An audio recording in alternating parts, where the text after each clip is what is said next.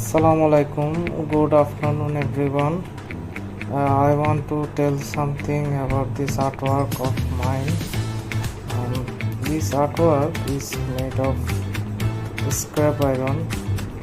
Actually, I was doing the artwork to practice welding at Playhouse Chattogram, but I thought, what if I add artistic thoughts or ideas to the artwork along with practicing welding.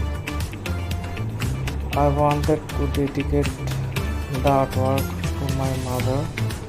The artwork was given a cut-like texture to show how many obstacles a mother faces in raising her child.